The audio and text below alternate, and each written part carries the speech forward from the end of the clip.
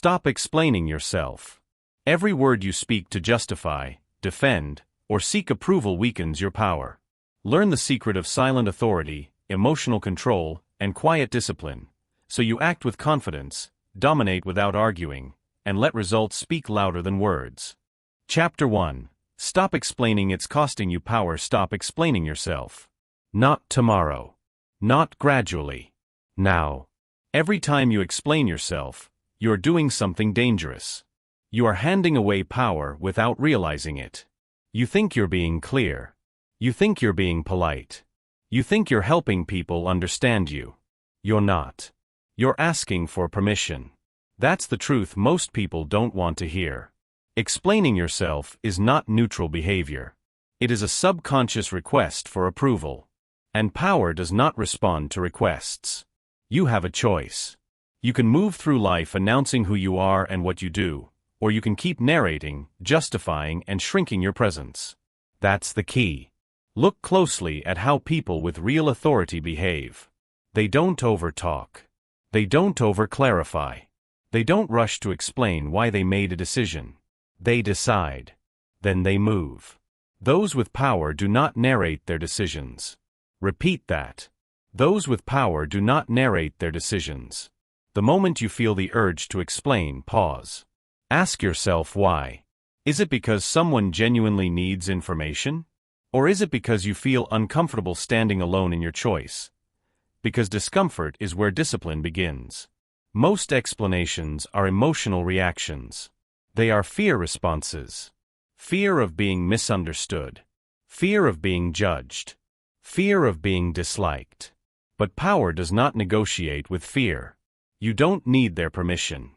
Think about the leaders you respect. CEOs, commanders, coaches, high-level operators.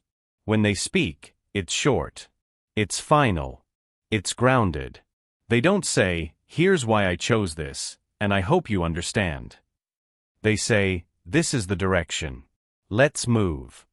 Explanation follows insecurity, not confidence. That's not an insult. It's a diagnosis. When you explain too much, you reveal uncertainty, even if you don't feel uncertain. The listener doesn't hear your intention. They hear hesitation. And hesitation invites challenge. You have a choice. You can keep trying to manage how others feel about your decisions.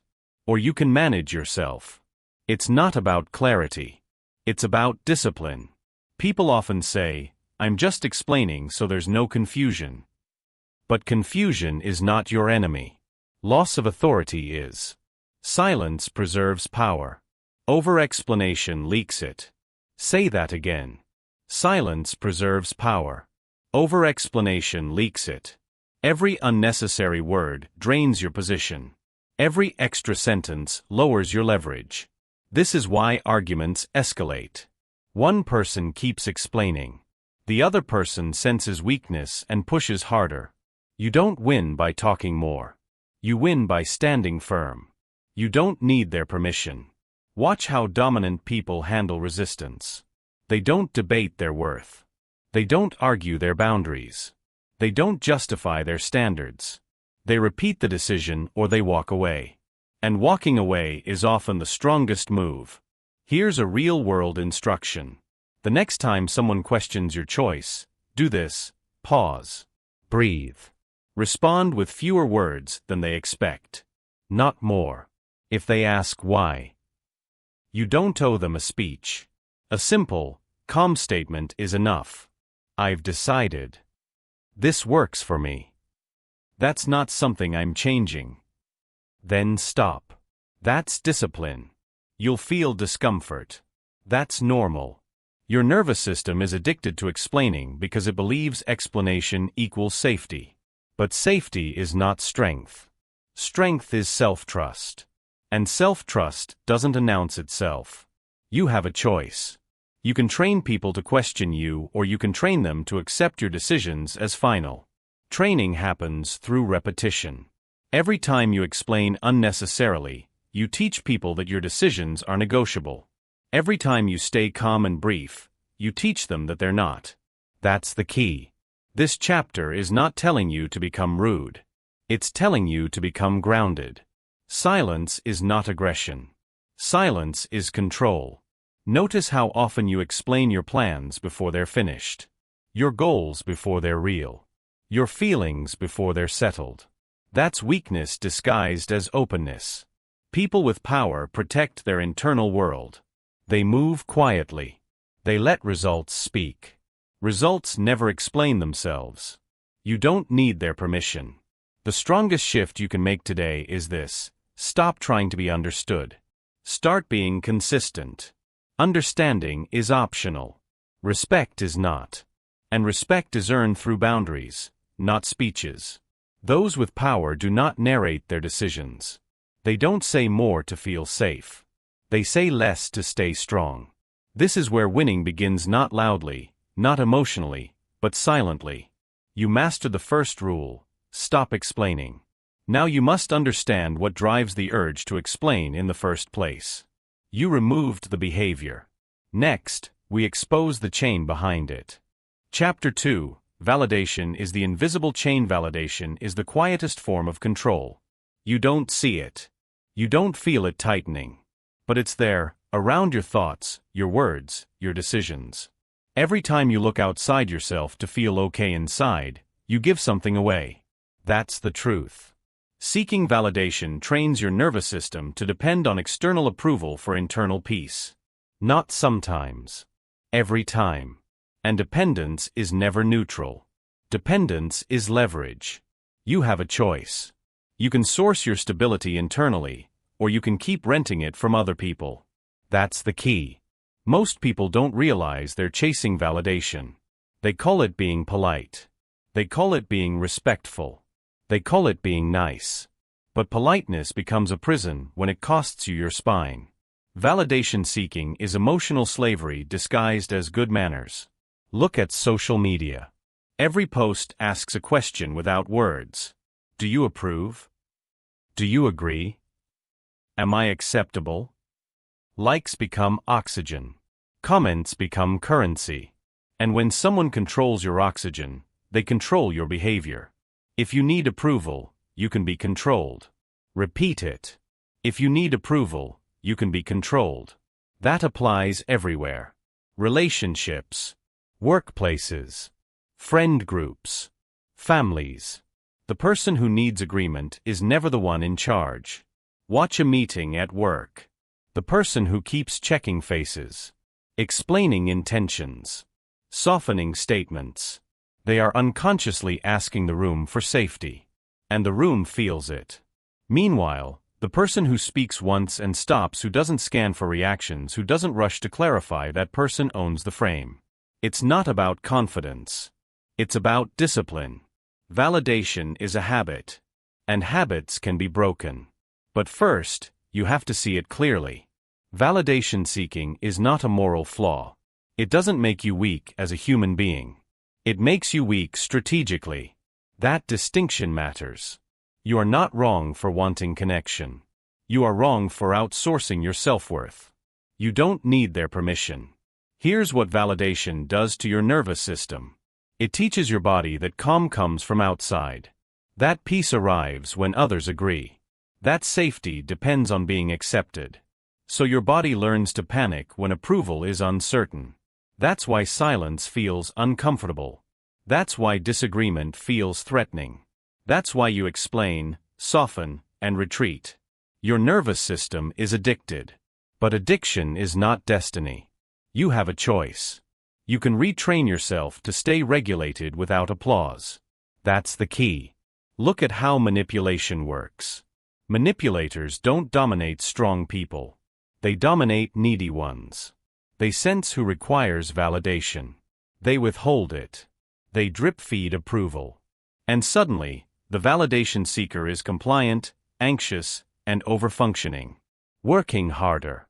Talking more. Explaining everything. If you need approval, you can be controlled. This is why emotional control is not optional. It's survival. Here's a real-world instruction. For the next week, notice how often you look for signals after you speak. Nods. Smiles. Agreement. Every time you notice it, stop. Don't correct yourself. Don't add more words. Just sit in the silence. That discomfort you feel? That's withdrawal. And withdrawal means you're breaking the chain. You don't need their permission. Validation is not feedback. Feedback is information. Validation is emotional dependency. Learn the difference. Feedback helps you improve. Validation tells you whether you're allowed to exist comfortably. One is useful. The other is dangerous. It's not about being cold. It's about being sovereign. Strong people accept disagreement without panic. They don't collapse when approval is absent. They stay grounded. That's discipline. Notice how validation seeking shows up in relationships. Over-explaining feelings. Apologizing when you didn't do anything wrong. Bending boundaries to avoid discomfort. That's not kindness. That's fear management. And fear is expensive. You pay with self-respect. You pay with attraction. You pay with authority. You have a choice. You can keep adjusting yourself to keep others comfortable. Or you can let discomfort exist without rushing to fix it. That's the key. Discomfort is not danger. It's information. Let others feel it. You don't need their permission. Every time you say, "I just wanted to make sure," every time you say, "I hope that's okay," every time you say, "Does that make sense?" Pause. Ask yourself what you're really asking. Approval. And approval is optional. Here's the replacement behavior. State your position. Then stop. Let silence do the work. Silence forces others to process, to adjust, to reveal themselves. Talking robs them of that burden. If you remove validation seeking, your presence changes immediately. People listen more carefully. They test you less. They respect your boundaries faster.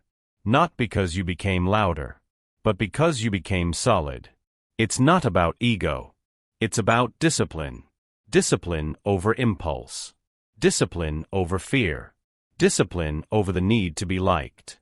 If you need approval, you can be controlled. If you don't, you're free. That's the trade. Freedom feels lonely at first, because you're no longer leaning on reactions. But that loneliness becomes strength. Internal strength. You don't need their permission. This chapter gave you awareness. The next one gives you leverage. You stopped chasing approval. Now you learn what replaces it. Calm authority. Chapter 3. The Psychology of Silent Authority. Authority is not loud. Authority is not emotional. Authority is not rushed. Authority is felt. And silence is what gives it weight. Humans are wired this way. Instinctively. Biologically. We respect those who are calm, brief, and unmoved. Not because they demand respect, but because they don't need it. That's the key. Silence creates psychological gravity. It slows the room down. It pulls attention inward. Noise scatters power. Silence concentrates it. You have a choice. You can keep filling space with words, or you can let space work for you. Look at negotiations. The weakest person talks the most. They explain offers. They justify positions. They rush to relieve tension. The strongest person listens, pauses, waits. And waiting creates pressure. Because humans are uncomfortable with silence. We rush to fill it. We reveal more than we should. In any negotiation, the one who speaks less controls the frame. That's not theory. That's practice. The calmest person in the room owns the room. Repeat it. The calmest person in the room owns the room. Arguments work the same way. When emotions rise, words multiply. Voices get louder. Explanations get longer. And control disappears. Silence stops escalation. Not by submission, but by refusal. Refusal to react. Refusal to chase. Refusal to prove. You don't need their permission. When you stay calm while others push, something happens. They start doubting themselves. They slow down. They lose momentum. Silence creates uncertainty. and uncertainty shifts power. People respect what they cannot read easily. Predictability invites manipulation. Unreadability creates caution. That's discipline. It's not about being mysterious for attention. It's about being grounded enough not to perform. Most people speak to manage anxiety, not to communicate truth. They talk to calm themselves, to regain control, to feel safe. But that safety is temporary and expensive, because every emotional word reveals position. Silence hides position. You have a choice. You can broadcast your inner state, or you can contain it. That's the key. Containment is strength. Watch high-stakes situations. Courtrooms, boardrooms, interrogations. The most powerful presence is quiet. They don't rush answers. They don't volunteer information. They don't fill gaps. They let silence ask the questions. And silence is intimidating not because it's aggressive, but because it's controlled. The calmest person in the room owns the room. This applies everywhere. At work, in relationships, in conflict. When someone provokes you and you respond instantly, they lead. When you pause, you take control. That pause is not weakness. It's strategy. It tells the nervous system of the other person, I am not rattled. I am not reactive. I am not chasing. And humans follow stability. It's not about confidence. It's about discipline. Discipline to regulate yourself when emotions rise. Discipline to let silence stretch. Discipline to resist the urge to explain. You don't need their permission. Here's a behavioral instruction. The next time you're challenged, do this. Count to 3 before responding. Not in your head with panic. Slowly. Deliberately. Then speak half as much as you normally would. Not to be clever. Not to manipulate. But to maintain control. You'll notice something immediately. People lean in.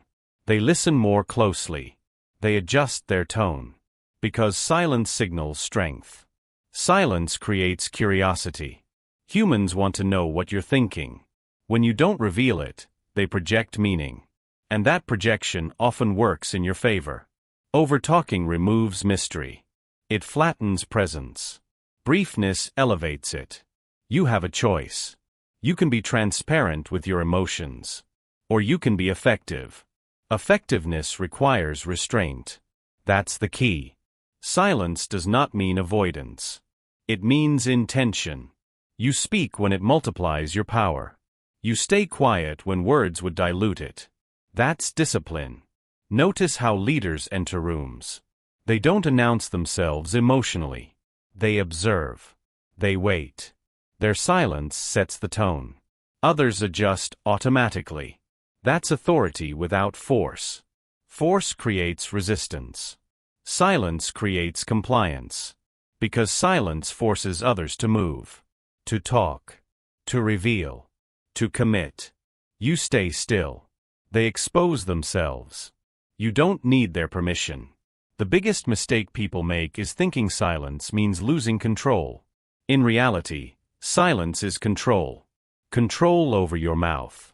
Control over your reactions. Control over your energy. And energy is felt before words. When your energy is calm, others feel it. When it's scattered, they sense that too. It's not about being intimidating. It's about being centered. Centered people don't chase. They attract. Centered people don't react. They respond if needed. And often, they don't respond at all. Because silence already did the work. The calmest person in the room owns the room. Say it again. The calmest person in the room owns the room. This chapter is about training that calm. Not once. Not occasionally. Consistently. Silence is a muscle. The more you use it, the stronger it becomes. At first, it feels uncomfortable. Your mind screams to fill the gap. Let it scream. You have a choice. You can obey the impulse. Or you can discipline it. That's the key. Silent authority is not charisma. It's restraint. And restraint is what separates leaders from noise. You've learned how silence creates respect. Now you must learn when emotions threaten to destroy it. You understand the psychology. Next, you master the trigger. Chapter 4. Emotional control begins when words end. Emotional control does not begin in your thoughts. It begins at your mouth. The moment you feel the urge to speak is the moment discipline is tested. Most people believe they talk because they are logical. They're wrong. They talk because they are emotional. Over-explaining is not a rational choice. It is an emotional reflex. Anxiety activates it. Fear fuels it. The need to be understood drives it. And the moment emotion takes over your speech, control is gone. You have a choice. You can let emotion speak for you. Or you can cut it off at the source. That's the key. Emotion talks. Discipline stays quiet. Repeat it. Emotion talks. Discipline stays quiet. Look at arguments. They don't escalate because of disagreement. They escalate because someone keeps talking. One person feels misunderstood. They add more words. The other person feels attacked. They respond with more words. Now both are reacting. Control disappears. Silence ends this cycle instantly. Not because silence is passive, but because it refuses to feed emotion. When you stop talking, you stop bleeding information. You stop revealing insecurity. You stop escalating the situation. You don't need their permission. The fastest way to lose authority is to argue emotionally. The fastest way to regain it is to stop speaking. Silence destabilizes emotional opponents. They expect resistance. They expect explanation. They expect reaction. When it doesn't come, they lose footing. That's dominance. Not loud dominance. Not aggressive dominance. Controlled dominance. Emotion wants relief. It wants expression. It wants discharge. Discipline denies it. That's uncomfortable. That's why most people fail here. But discomfort is the cost of control. You have a choice. You can relieve emotion immediately. Or you can regulate it and keep power. That's the key. Here's what actually happens in your body. When you feel attacked, misunderstood, or challenged, your nervous system activates. Heart rate rises. Breath shortens. Muscles tense. Your body wants to act. Talking feels like action. But it's the wrong action. Talking satisfies emotion, not strategy. And strategy always wins. Emotion talks. Discipline stays quiet. Every time you withhold words, you train your nervous system to tolerate discomfort without collapse. That's emotional control. Not suppression. Regulation. There is a difference. Suppression builds pressure. Regulation builds strength. Here's a practical instruction. When you feel the urge to explain, do this. Pause. Inhale slowly through your nose for 4 seconds. Hold for 2. Exhale for 6. While you breathe, say nothing. That breath interrupts the emotional loop. You regain control. Then decide deliberately if speaking serves you. Most of the time, it won't. You don't need their permission. People mistake silence for losing. In reality, silence is restraint. And restraint signals maturity, confidence, and authority. Watch how often people talk to calm themselves. They aren't communicating. They're soothing anxiety. Once you see it, you can't unsee it. And once you stop participating, your presence changes. You become harder to manipulate. Harder to provoke. Harder to destabilize. That's discipline. It's not about being emotionless. It's about being selective. Selective with words. Selective with reactions. Selective with energy. Emotion wants to be heard immediately. Discipline delays. Delay creates clarity. Clarity creates power. You have a choice. You can react now and regret later. Or pause now and control the outcome. That's the key. Silence doesn't mean you agree. It means you're not playing the emotional game. And emotional games always cost more than they're worth. In conflicts, silence shifts the burden. The other person must carry the emotion alone. They must escalate themselves. They must expose their instability. You stay grounded. Grounded people don't argue. They decide. Emotion talks. Discipline stays quiet. Repeat it again. This is not about winning arguments. It's about winning yourself. Once you control your mouth, you control your presence. Once you control your presence, people feel it. They slow down. They adjust. They respect. Not because you demanded it, but because you demonstrated it. You don't need their permission. Here's another instruction. For the next 7 days, practice intentional silence. Not awkward silence. Intentional silence. When conversations become emotional, speak less. When challenged, pause longer. When misunderstood, resist the urge to clarify immediately. Let the moment breathe. Most misunderstandings resolve themselves when you stop feeding them. And if they don't, you'll address them from control, not emotion. That's discipline. This chapter trains the most critical skill in this entire audiobook. Control your words, and you control your emotions. Control your emotions, and you control your life. It's not about anger. It's not about fear. It's not about insecurity. It's about discipline. Say it. It's not about emotion, it's about discipline. You mastered silence as authority. Now you must apply it to decision-making.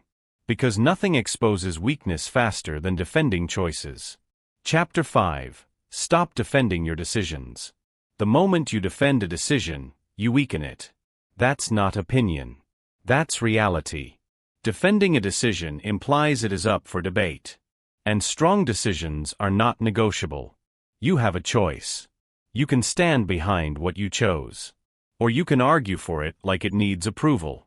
That's the key. Every explanation after a decision sends a message. Not the message you think, but the one people feel. It says, this might be wrong. It says, you're allowed to challenge this. It says, I'm not fully settled. And the world responds accordingly. High performers don't convince. They execute. Weak performers explain intentions instead of producing results. Results speak. Explanations beg. Repeat it. Results speak. Explanations beg. Most people defend decisions because they're afraid of resistance. They fear conflict. They fear being disliked. They fear being wrong. But fear has never built authority. Discipline has. You don't need their permission. When you make a decision and immediately justify it, you train people to push back. They learn that pressure works.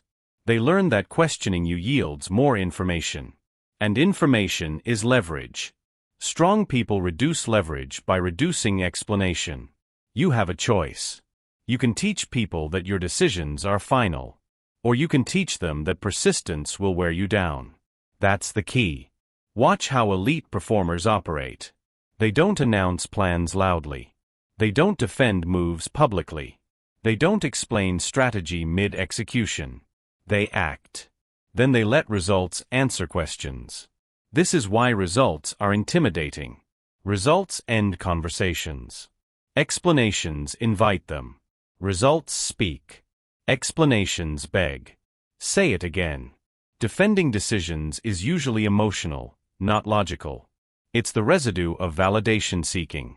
You want people to understand. You want people to agree. You want people to feel comfortable. But leadership is not comfort management. Leadership is direction. Direction requires firmness. Firmness requires restraint. You don't need their permission. Here's the truth most people avoid. If you truly trust a decision, you don't need to defend it. Defense appears when doubt exists either in them or in you. And if doubt exists, silence exposes it. Talking hides it temporarily. That's why people talk. But temporary relief always costs long-term power. You have a choice. You can relieve anxiety now. Or you can build credibility over time. That's the key. Let's talk about the workplace. When you say, I decided this because. I just want to explain why. I hope you understand. You're not leading. You're negotiating. And negotiation has its place. But not after a decision is made. Decisions are endpoints, not discussion starters. Strong people separate deliberation from declaration. They think deeply in private. Then they decide publicly. And once declared, they move. No defense. No emotional padding. No excessive explanation. Results speak. Explanations beg. In relationships, it's the same. Defending boundaries weakens them. Defending standards invites violation. I don't do that is enough. Anything more teaches people how to cross you. You don't need their permission. Here's a practical instruction. Before you speak after making a decision, ask yourself this question. Am I informing or am I defending? If you're defending, stop. Silence is stronger than reassurance. Let others feel uncertainty. Let them adjust. Your job is not to soothe discomfort. Your job is to hold your line. That's discipline. People will test you. That's natural. They test what's soft. They respect what's firm. And firmness is quiet. You have a choice. You can be firm and calm, or flexible and exhausted. That's the key. The strongest people are not argumentative. They are resolved. Resolution doesn't talk. It stands. And standing makes noise unnecessary. Notice how much energy defending decisions drains. You relive the decision. You replay the reasoning. You carry emotional weight that doesn't belong to you. Silence drops that weight. Silence says, I've already decided. And people hear it. Results speak. Explanations beg. This mantra must become automatic. When you feel the urge to justify, remember, justification is an invitation. Invitation to doubt. Invitation to challenge. Invitation to disrespect. You don't need their permission. This chapter is not telling you to ignore feedback. Feedback happens before decisions, not after. Once a decision is made, execution begins. Execution creates momentum. Momentum creates credibility. Credibility silences critics. This is how authority compounds. You act. You produce. You move forward. Others adjust. Not because you convinced them, but because reality did. You have a choice. You can keep narrating your intentions. Or you can let outcomes speak. That's the key. Defending decisions is noise. Producing results is signal. And signal always cuts through. You've learned to stop explaining. You've learned to release validation. You've learned to use silence as authority. You've learned to control emotion. Now you remove the final leak. Stop defending your decisions. Next, we go deeper. Because the people who overshare, overexplain, and overdefend all share one trait. They expose too much. And exposure destroys leverage. Chapter 6. Why weak people overshare. Stop talking.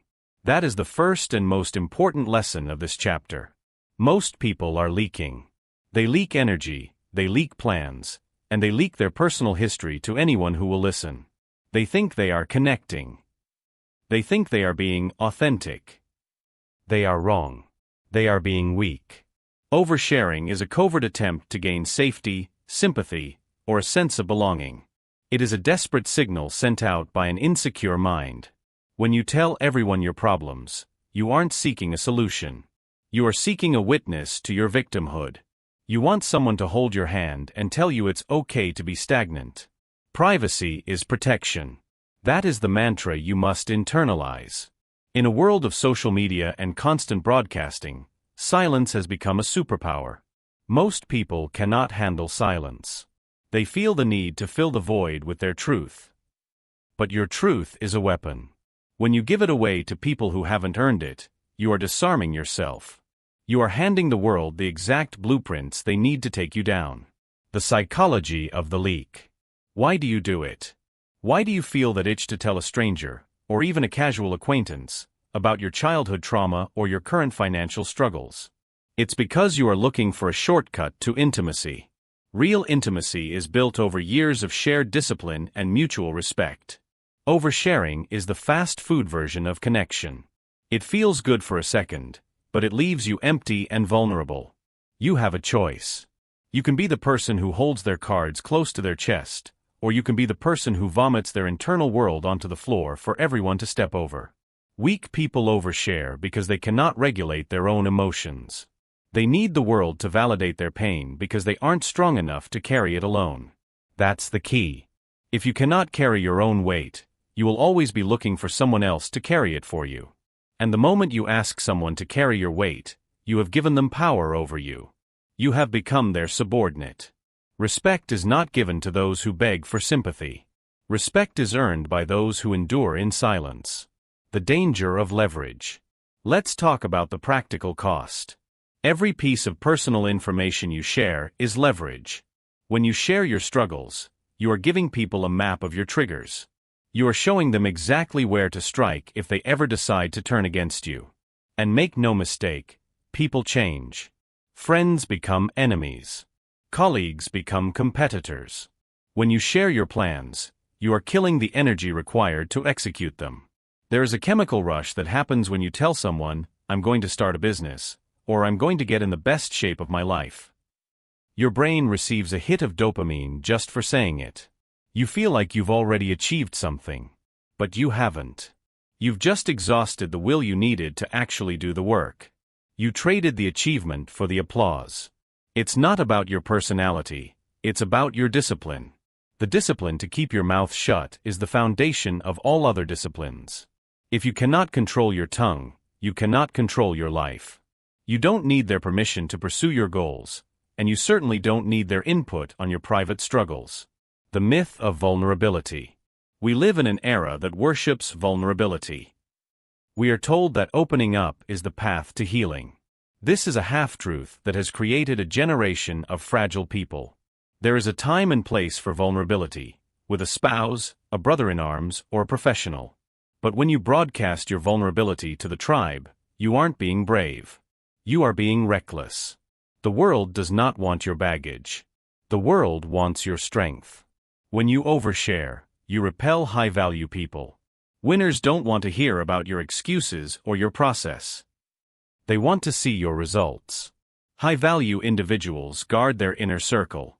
They look for others who have the self-control to keep a secret and the strength to handle a crisis without having a public breakdown. If you want to be respected, you must become an enigma. You must be the person who acts, while others talk. You must be the person who finishes the project, while others are still announcing it. Behavioral instructions. Guarding the gate. How do you stop the leak? You treat your internal world like a high-security facility. The 24-hour rule. If you feel a burning desire to share a win or a woe, wait 24 hours. Usually, the urge to share is just a temporary emotional spike. Let the spike pass. Process the emotion yourself. Audit your conversations. Look back at your last 3 social interactions. Did you talk more than you listened? Did you reveal something personal that didn't need to be said? If the answer is yes, you are leaking. Stop seeking sympathy. Next time you are in pain, tell no one. Carry it. See how long you can hold it before you break. You will find that you are much stronger than you think. The need to share is often just a habit of cowardice. Privacy is protection. Make this your default setting. Unless there is a strategic, logical reason to reveal a piece of information, keep it. Information is currency. Don't spend it on cheap validation. It's not about being cold, it's about being calculated. You are building a life of substance. Substance requires a solid outer shell. When you overshare, you thin that shell. You become transparent, and transparency in a competitive world is a death sentence. You want people to wonder how you did it. You want them to be surprised by your success. You don't need to explain yourself. You don't need to justify your existence. And you certainly don't need to give people a front row seat to your internal chaos. Control your narrative by controlling your output. When you stop oversharing, something interesting happens. People start to lean in. They become curious. Your words gain weight because they are rare. When you finally do speak, people listen. They know that if you're saying something, it's because it matters. That's the key. You are reclaiming your power. You are deciding that your life is not a reality show for the entertainment of others. You are deciding that your struggles are yours to conquer and your victories are yours to savor. Privacy is protection. You have learned to guard your history and your heart. You have realized that the more people know about you, the more they can control you. By cutting off the supply of information, you have regained the upper hand. You have mastered the discipline of the internal guard. Now that you have secured your boundaries, it is time to master the most powerful tool in your arsenal. It is time to learn the art of total vocal restraint. You mastered your privacy. Now, let's talk about the true currency of your life. Chapter 7. Silence as a Weapon in Conflict. Most people think that in a fight, the person who talks the loudest is the one in control. They believe that having the last word is the ultimate victory. They are dead wrong. In any conflict, whether it's a boardroom debate, a heated argument with a partner, or a direct insult from a stranger, the person who speaks the most is usually the person losing the most. Why? Because they are leaking. They are leaking information, they are leaking emotion, and they are leaking their strategy. Conflict is a game of frames. The person who reacts is the person who has accepted the other person's frame. When you react to a provocation, you have surrendered. You have handed the keys to your internal state to someone who is actively trying to destroy you. Don't feed what tries to provoke you. That is the rule. That is the discipline. From this moment on, you must view your silence not as a retreat, but as a tactical deployment. Silence is a weapon. It is a vacuum that sucks the air out of your opponent's lungs. It is the wall that their anger crashes against until they are exhausted. The psychology of the payout. Why do people provoke you? Why do they insult you, manipulate you, or try to bait you into an argument? It's simple, they want a payout. They want the emotional reaction. They want to see you get angry, get defensive, or get hurt. Your reaction validates their power. It tells them that they are important enough to affect your nervous system. It gives them the leverage they need to manage you. You have a choice. You can give them that payout, or you can deny it. When someone attacks you and you respond with absolute cold silence, you are denying them their reward. You are telling them, without saying a single word, that their opinion does not move the needle of your reality. You are signaling that they are irrelevant. That's the key. Irrelevance is a far more painful sting than any insult you could ever hurl back. When you bark back, you are peers. When you remain silent, you are the observer. You are the predator watching the prey tire itself out. Creating the vacuum. Silence in conflict creates a psychological vacuum. Humans are biologically wired to be uncomfortable with silence, especially in high-tension situations. We feel a desperate, almost physical need to fill the void. When you refuse to fill that void, your opponent will. And that is where they lose. In a debate or a negotiation, when you stop talking, the other person will start to ramble. They will try to justify their position. They will start to over-explain. They will start to reveal their insecurities. Because they are uncomfortable, they will begin to make mistakes. They will say things they didn't mean to say. They will show you exactly where their logic is weak. It's not about your ego, it's about your discipline. Your ego wants to defend your honor. Your discipline wants to win the engagement. If you are being insulted, look them in the eye. Don't blink. Don't scowl. Don't even sigh. Just watch them. The more they talk, the more foolish they look. By the time they realize you aren't going to play the game, they have already exposed every weapon in their arsenal. And you? You haven't even drawn your sword. You don't need their permission to end the argument. You end it by refusing to participate. The power of the non-reaction. Manipulation thrives on your predictability. A manipulator knows exactly which buttons to push to make you feel guilty or defensive. They are counting on your reaction to steer the conversation where they want it to go. Silence breaks the machine. When a manipulator throws a curveball at you and you meet it with a blank, neutral stare, you have effectively neutralized their strategy. You have moved outside of their control. They are left holding a script that no longer works because you refuse to read your lines. Don't feed what tries to provoke you. If someone says something meant to hurt you, Wait 5 seconds before you respond. Better yet, don't respond at all. The discomfort that silence generates is a far more effective comeback than any witty remark you could come up with. It forces the other person to sit in the ugliness of their own behavior. It holds up a mirror to their lack of control. That's the key. You are maintaining your frame. You are the one who decides when the interaction ends. Behavioral instructions, the tactical pause. To use silence as a weapon, you must master your own physical triggers. Conflict triggers the fight or flight response. Your heart rate increases. Your breath becomes shallow. Your brain screams at you to do something. You must do the opposite. You must become still. The 5-second barrier. In your next disagreement, before you say a single word in response to a provocation, count to 5 in your head. Maintain eye contact. Notice how the other person reacts to those 5 seconds.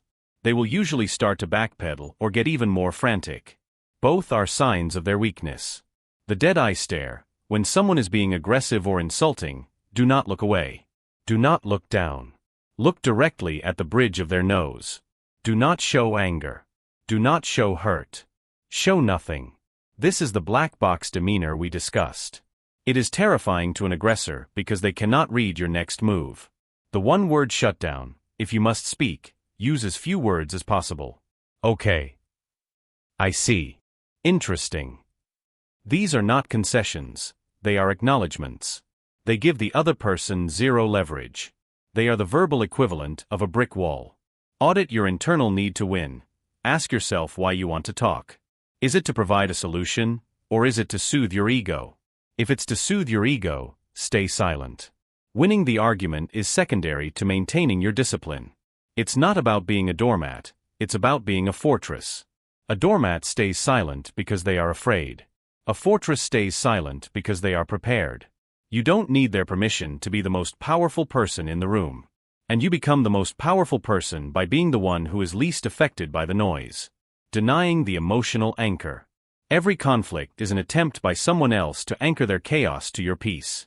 They are drowning in their own lack of discipline, and they want to pull you down with them. They want to make their problem your problem. When you remain silent, you refuse the anchor. You let them stay in their own chaos while you remain on the shore. Don't feed what tries to provoke you. This is the ultimate form of emotional detachment. It is the realization that other people's words are just vibrations in the air. They only have power if you give them power. They only have meaning if you translate them into a reaction. You have a choice. You can let those vibrations disturb your peace, or you can let them pass through you. When you master silence in conflict, you become dangerous. People will realize that they cannot manipulate you. They will realize that they cannot bait you. They will realize that you are a person of immense internal gravity. You are the sun, and they are just debris spinning in the vacuum you've created. You have learned to use silence to dismantle your enemies. You have learned that your non-reaction is your greatest strength in the heat of battle. You have stopped feeding the trolls and started starving them of the attention they crave. But silence isn't just for conflict. It is for the long, lonely hours of the build. It is for the moments when no one is watching and you have to decide if you are doing this for the world, or for yourself. You mastered your composure in the face of others. Now, let's talk about the confidence that is forged when no one is watching. Chapter 8. Quiet discipline builds dangerous confidence. Most people are addicted to the spotlight. They can't go for a run without posting the map. They can't read a book without sharing the quote. They can't eat a healthy meal without showing the world their plate. They think they are building confidence. They are actually building a house of cards. If your confidence requires a like, it isn't confidence. It's a performance. And performances require an audience. What happens when the audience leaves? What happens when the comments stop? Your confidence collapses. You feel empty. You feel like the work didn't count because no one saw it. That is the definition of a weak mind. True confidence, the kind of dangerous, unshakable confidence that terrifies your competition, is built in total silence. It is built in the dark. It is built when you are tired, alone, and have every excuse to quit, but you stay anyway. No audience. No applause. Just progress. The fragility of noisy confidence. Noisy confidence is loud because it is hollow. It is the bark of a dog behind a fence. It is based on external validation. When you announce your goals to the world, you are seeking a social reality hit. Your brain gets a chemical reward for talking about the work instead of doing it. You feel like a winner because people are cheering for your intentions. But intentions are worthless. That's the key. Intentions don't move the needle. Only execution does. When you work in public, you are inviting the world's opinions into your process. You are giving people the chance to talk you out of your greatness before you've even achieved it. You have a choice. You can be the person who talks about what they are going to do, or you can be the person who simply arrives. Quiet discipline is dangerous because it is invisible. By the time people realize you are a threat, it is already too late. You have already put in the thousands of hours.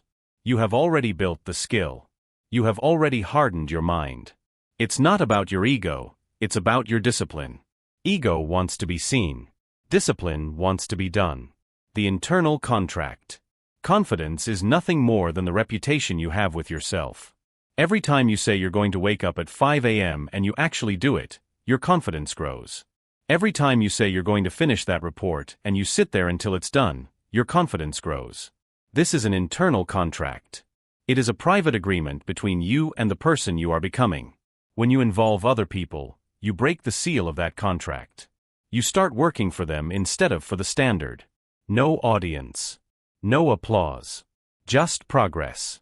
Think about the most dangerous person in any room. It's rarely the one talking the loudest. It's the one sitting in the corner, observing, with a calm, predatory stillness. That person doesn't need to tell you they are capable. They know they are. They have tested themselves in the dark. They have pushed through the quit point when there was no one there to cheer them on. They don't need your approval because they have their own. You don't need their permission to be great. You don't need a good job from your boss, your parents, or your followers to validate your effort. If you need a pat on the back to keep going, you will never go far enough. You will stop the moment the path gets lonely. And the path to the top is always lonely. Training for the dark. Most people train for the show. You must train for the dark. What do you do when no one is watching? Do you cut corners? Do you take the easy way out because there's no one there to call you out? If you do, you are a fraud. You are building a fake version of yourself that will shatter the moment real pressure is applied. Real-world behavior requires a shift in your operating system. You must learn to find satisfaction in the work itself, not the recognition of the work. It's not about the reward, it's about the discipline. When you train alone, without music, without a phone, and without a partner, you are forced to face your own thoughts. You are forced to deal with a voice in your head that tells you to stop.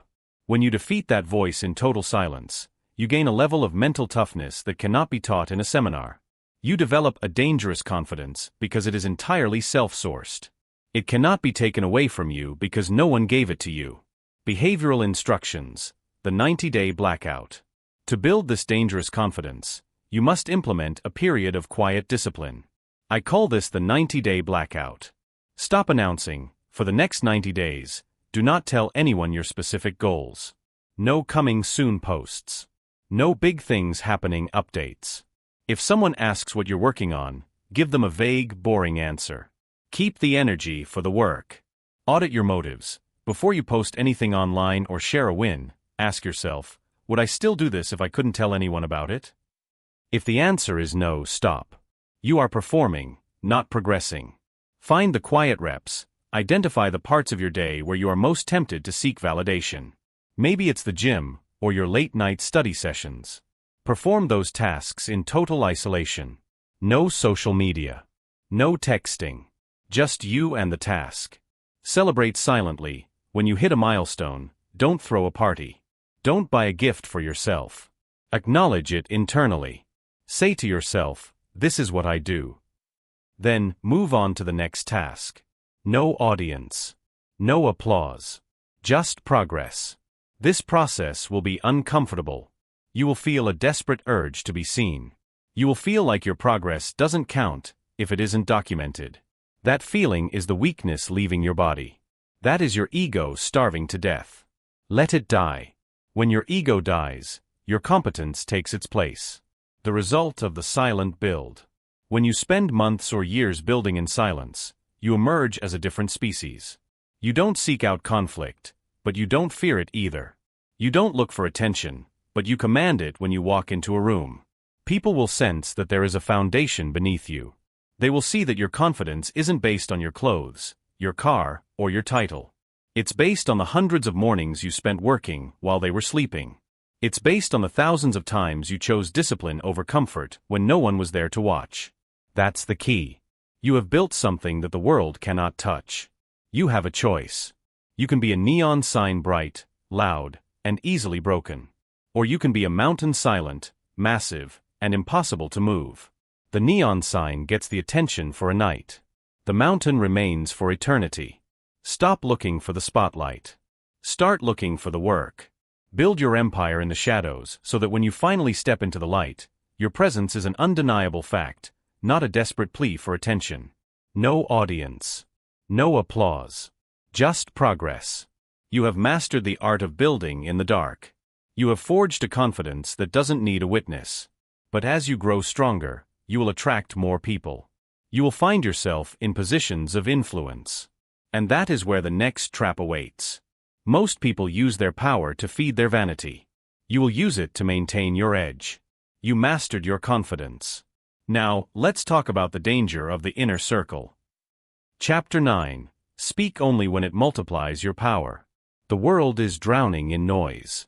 Most people act as if they are being paid by the word. They talk to fill the silence. They talk to soothe their anxiety. They talk because they are desperate to be understood, validated, or liked. In doing so, they bleed power. They become predictable. They become cheap. Listen closely. Your words are a limited resource. Every time you open your mouth, you are either increasing your value or diluting it. There is no middle ground. If your words do not provide a strategic advantage, if they do not clarify a command, or if they do not multiply your influence, they are waste. And waste is the enemy of discipline. Say less. Mean more. Most people are terrified of silence. They see a gap in conversation and they rush to fill it with verbal garbage. They tell stories no one asked to hear. They offer opinions that carry no weight. They explain their decisions to people who don't matter. They are bankrupting themselves one sentence at a time. You have a choice. You can be the person who provides the background noise of the world, or you can be the person whose voice stops the room. The currency of scarcity. In economics, value is driven by scarcity. The same is true for your presence. If you are always talking, your words are worth nothing. They are common. They are expected. But when you are the person who rarely speaks, your words become gold. People lean in. They listen for the subtext. They wonder what you are thinking. That's the key. Silence is not just the absence of noise. It is a tool of psychological dominance. When you refuse to fill the void, you force others to do it. And when others are nervous, they overshare. They reveal their hands. They give you the leverage we discussed in earlier chapters. It's not about being quiet, it's about discipline. It takes zero effort to blurt out whatever is on your mind. It takes immense self-control to keep a thought behind your teeth. Weak people vent. Strong people calculate. Say less. Mean more. The trap of justification. One of the greatest leaks of power is the habit of over-explaining. When you make a decision, own it. You don't need to provide a 3-page dissertation on why you made it. When you give a reason, you give someone a target to argue with. You are essentially saying, "Here is my logic. Please tell me if you approve." You don't need their permission. If you tell someone no, and then follow it with 5 minutes of excuses, you haven't said no. You have started a negotiation. You have shown them that your no is fragile and needs to be defended. A person of power says no, and lets it hang in the air. The silence that follows is where your authority lives. One sentence spoken with absolute certainty outweighs 10 minutes of desperate justification. Certainty doesn't need a witness. Certainty doesn't need an audience. When you justify yourself, you are begging for the other person to tell you that you are still a good person. Stop begging. Say less. Mean more. Words as a surgical tool. Think of your words as a scalpel. A surgeon doesn't swing a scalpel around like a club. They use it with precision. They make one cut, and it's the right cut. Before you speak, ask yourself, does this need to be said? Does it need to be said by me? Does it need to be said now? If the answer to any of those is no, stay silent. People think that by talking more, they are showing how much they know. The opposite is true. The more you talk, the more likely you are to say something stupid. The more you talk, the more you reveal your insecurities. That's the key. High-value individuals are comfortable with the tension of silence. They don't need to win the social interaction by having the last word. They win by having the most impactful word. It's not about being antisocial, it's about discipline. You can be charismatic while being brief. You can be kind while being concise. But you must never be leaky. Behavioral instructions, the verbal audit. To master this discipline, you must change how you interact with the world starting today. The 2-second rule: before you respond to anyone, pause for 2 full seconds. Watch them. Most people will get uncomfortable and keep talking, giving you even more information. If they don't, your eventual response will carry twice the weight because it was clearly considered. Kill the fillers, eliminate and like. These are the sounds of a mind that is afraid of silence. If you don't have the next word ready, wait in silence until you do. The 1-sentence limit. In your next 3 meetings or social gatherings, practice making your point in exactly 1 sentence. No, which means no because no, I think. Just the point. Stop correcting people. Most talking is done to satisfy the ego. If someone says something slightly wrong that doesn't affect the outcome of your goals, let it go. You don't need to be the smartest person in the room. You need to be the most effective. Say less. Mean more. When you start doing this, people will treat you differently. They will stop interrupting you. They will stop questioning your decisions. They will start to fear your silence more than they ever feared your shouting. This is the transition from a performer to a leader. A performer needs the crowd to roar. A leader only needs the job to be done. The weight of authority.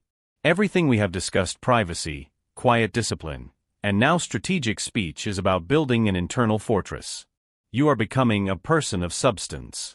A person who cannot be easily read, easily swayed, or easily broken. When you speak only when it multiplies your power, you're signaling to the world that your mind is a high-security zone.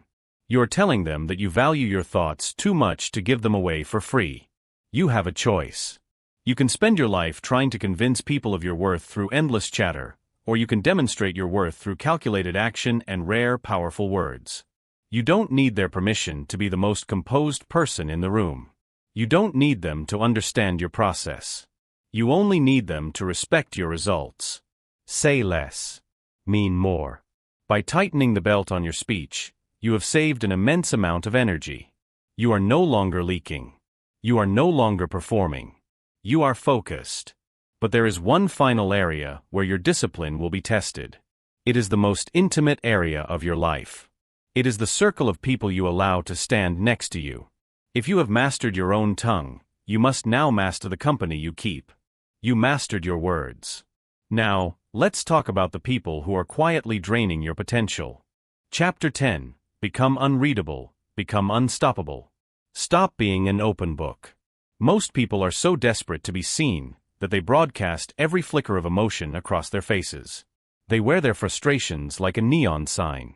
They carry their anxieties in their slumped shoulders and their darting eyes. They think they are being human. In reality, they are being targets. When the world can read you, the world can manage you. When your boss knows exactly which comment makes you flinch, they own you. When your competition knows exactly which move makes you sweat, they've already won. You are walking around with your internal code exposed, and you're wondering why people keep hacking your life. It ends today. To be unstoppable, you must first become unreadable. That's the key. Unreadability is not about being a robot. It is about being a fortress. It is about ensuring that no one, not your enemies, not your colleagues, and sometimes not even your friends, knows your next move until it has already been made.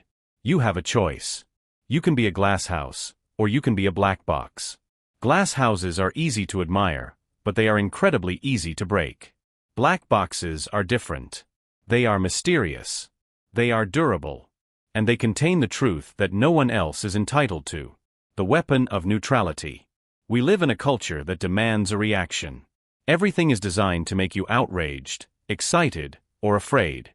Social media, the news, the person in the office next to you, they are all fishing for a response. They want to hook your emotions because once they have your emotions, they have your focus. And once they have your focus, they have your autonomy. Emotional neutrality is the ultimate disruptor. Think about a high-stakes negotiation. The average person talks too much, fidgets, and shows a desperate need to be liked. The unreadable person sits still. Their face is a mask of calm. They don't nod too much. They don't frown. They simply observe. This silence drives the other side insane. They start to fill the void. They start to second-guess their own position. They start to offer concessions you didn't even ask for. Why? Because they are trying to read you, and they are coming up with nothing. Their inability to find a tell creates a vacuum of power, and that power naturally flows to you. It's not about being heartless, it's about discipline. It is the discipline to feel a surge of anger and keep your jaw relaxed. It is the discipline to feel a surge of fear and keep your breathing steady. You are not suppressing the emotion, you are refusing to let it dictate your physical reality. You don't need their permission to withhold your reaction. You are the sole owner of your internal state. Disrupting the control dynamics. Every relationship has a control dynamic. In work, in sports, and even in your personal life, people are constantly testing the fences. They are looking for your boundaries. They are looking for what makes you tick. When you are readable, you are predictable. And when you are predictable, you are easily manipulated. A toxic boss will use your need for approval to make you work for free. A manipulative partner will use your fear of abandonment to keep you in line. A competitor will use your impatience to bait you into a mistake. When you become unreadable, those handles disappear. There is nothing for them to grab onto. Imagine someone tries to insult you in front of a group. The readable person gets red in the face. They stutter a defense. They lash out. They've lost. The unreadable person simply looks at the attacker. No anger. No hurt. Just a cold analytical stare that asks, is that all? The attacker has nowhere to go. Their power relied on your reaction. Without it, they look small. They look desperate. You have won the encounter without saying a single word. That's the key. Silence is not the absence of energy. It is presence under total control. It is the visual representation of a mind that cannot be conquered from the outside. The internal fortress. Becoming unreadable requires a total overhaul of your physical presence. Look at your hands. Are they shaking? Look at your posture. Are you shrinking to fit the room? I often look at the ink on my right sleeve, a permanent, deliberate choice. It doesn't change based on the weather. It doesn't change based on who is looking at it. It is set. Your demeanor must be the same. Whether you are winning or losing, your face remains the same. It's not about hiding. It's about discipline. When you are unreadable, you gain the most important advantage in any conflict: time. Because people cannot anticipate your reaction, they have to wait for you to move. This forces them into a reactive state. You are now the one setting the pace. You are the one defining the terms of the engagement. Behavioral instructions, mastering the mask. You don't become unreadable overnight. It is a muscle. You must train it. The stone-face drill. Next time someone tells you something shocking, exciting, or offensive, count to 3 before you let your face change. Better yet, don't let it change at all. Respond with a neutral "I see" or "tell me more." Control your breathing. In moments of stress, your breath becomes shallow. This is a tell. Force your breathing into a slow, deep rhythm. If your breath is calm, your mind will follow, and your body will remain a fortress. The stillness practice. When you are sitting in a meeting or a conversation, do not fidget. Do not check your phone. Do not adjust your tie. Practice total physical stillness. Stillness communicates that you are comfortable in your own skin and that you are not intimidated by the environment. Avoid the leak. Watch out for small gestures: tapping your pen, bouncing your leg, or touching your face. These are leaks of nervous energy. Every leak is a piece of information you are giving away for free. Plug the leaks. You don't need their permission to be the most composed person in the room. In fact, They will likely resent you for it. They will call you cold or distant. Let them. Cold is just another word for unshakable. Distant is just another word for out of their reach. Presence under control. Remember, silence is presence. When you are unreadable, you are not absent. You are more present than anyone else because you are fully engaged in observation, while everyone else is engaged in performance. You are the only one seeing the whole board. You have a choice. You can spend your life being a puppet, dancing every time someone pulls the strings of your emotions. Or you can cut the strings. You can become the person who is impossible to read, and therefore, impossible to break. The world fears what it cannot understand. When they can't understand you, they can't predict you. When they can't predict you, they can't stop you. That's the key. Your power comes from the mystery of your next move. You have mastered the art of the mask. You have learned to guard your internal world with a neutral exterior. You have become a black box in a world of glass houses. You are finally in a position to execute your vision without interference. But as you move toward the finish line, you will face one final obstacle. It isn't an enemy. It isn't a competitor. It is the most dangerous thing of all, your own past success. You mastered your presence. Now, let's talk about why your greatest victory is often your biggest trap. The final threshold silence is your shield. We have reached the end of the words. But you are at the beginning of the work. You have spent this time learning the mechanics of a high-value life. You have heard about the danger of oversharing. You have heard about the power of the mask. You have been told repeatedly to shut your mouth and do the work. Most people will listen to this and feel a temporary surge of motivation. They will feel enlightened for 20 minutes. Then, they will go right back to their old habits. They will go back to leaking. They will go back to begging for likes. They will go back to being predictable, readable, and weak. You are not most people. You have a choice. You can treat this information as entertainment, or you can treat it as an operating system. If you choose the latter, your life will become unrecognizable. You will lose friends. You will confuse your family. You will irritate your colleagues. And you will become more powerful than you ever thought possible. The end of explanation. From this moment forward, you don't need to explain yourself anymore. Think about how much energy you have wasted trying to make people understand your why. You explained why you started the diet. You explained why you quit the job. You explained why you didn't text back immediately. Why? Because you were afraid of their judgment. You were trying to manage their perception of you. That's the key. When you explain, you are submitting. You are placing your decision on a silver platter and asking the world for its stamp of approval. You are saying, I have made a choice, but it only counts if you agree with my logic. Stop it. Your logic is yours. Your reasons are yours. You don't need their permission to change your life. You don't need them to get it. In fact, if they do get it, you probably aren't aiming high enough. The average person should not understand the moves of a high performer. If they did, they'd be high performers too. It's not about being arrogant, it's about discipline. The discipline to stand in your own truth without a supporting cast of witnesses. The weakness of validation. You've learned that validation weakens you. Validation is a drug. The more you get, the more you need. If you train for the applause, you will stop training the moment the room goes quiet. And the most important work of your life, the work that actually builds the mountain, will always happen in a quiet room. When you seek validation, you are handing over your internal remote control. You are telling the world, press this button to make me feel good, and press this button to make me feel like a failure. You are a puppet. By choosing silence, you reclaim the remote. You decide when you have done enough. You decide when the work is good. When you stop looking for the good job, you become dangerous because you can no longer be bought.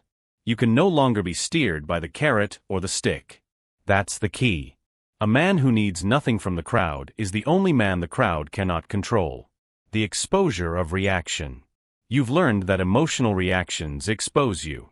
Every time you lose your cool, you show your hand. Every time you get defensive, you show where you are hurt. Every time you brag, you show where you are insecure. Your emotions are a map of your vulnerabilities. From this moment forward, you move differently. You move with the weight of a stone. You move with the certainty of the ink on a sleeve, permanent, deliberate, and unchanging. You speak with intention or not at all. You act without announcing. You decide without defending. Let others talk. Let them fill the air with their theories, their complaints, and their hollow plans. Let them justify their mediocrity until they are blue in the face. Their noise is their cage. Your silence is your freedom. The 7-day challenge, the silence of the grave. I am not interested in your intentions to be better. I am interested in your discipline. Your challenge is simple. For the next 7 days, stop explaining yourself completely. This will be the hardest week of your life. You will feel the itch to justify your actions 100 times a day. Someone will ask why you're not drinking at the party. You will want to explain your fitness goals. Don't. Just say, I'm not drinking tonight. Someone will ask why you're leaving the office early or staying late. Don't give them the backstory. Just say, I have things to attend to. No justifications. No emotional speeches. No proving. If someone misunderstands you, let them. If someone thinks you're being rude, let them. If someone thinks you've lost your mind, let them. Their opinion is not your problem. Your only problem is the internal contract you have made with yourself. Observe what happens to your internal energy during these 7 days. You will feel a pressure building up inside you. That pressure is power. It is the energy you used to leak out through your mouth, now being redirected back into your core. Observe how power returns when silence replaces noise. It's not about being a hermit, it's about discipline. It is the discipline to be the master of your own narrative. The new standard. This is not passivity. This is not quietness out of fear. This is presence under total, ruthless control. When you stop explaining, you start executing. When you stop proving, you start performing. When you stop seeking approval, you start earning respect. The world is full of talkers. It is full of people who are about to do something great. They are the background noise of history. You are something else. You are the silence that precedes the storm. You are the action that doesn't need an introduction. You have a choice. You can walk out of this audiobook and back into the fog of the average. You can start talking again. You can start seeking that sweet hit of validation. Or you can shut the door. You can lock the gate. You can become unreadable, unreachable, and unstoppable. That's the key. The world belongs to those who can control themselves. You don't need their permission. You don't need their applause. You don't need their understanding. You only need the work. And the work is done in silence. From this moment forward, you are a ghost to the opinions of others. You are a mountain to the winds of emotion. You are the architect of a life built on quiet discipline. The time for talking is over. The time for listening is over. Now, go out and prove it to yourself. In silence. This is discipline. And discipline always wins. If you enjoy this video, kindly subscribe to our channel and also turn on the notification bell icon so that you can get notified anytime we upload a new video. Thank you.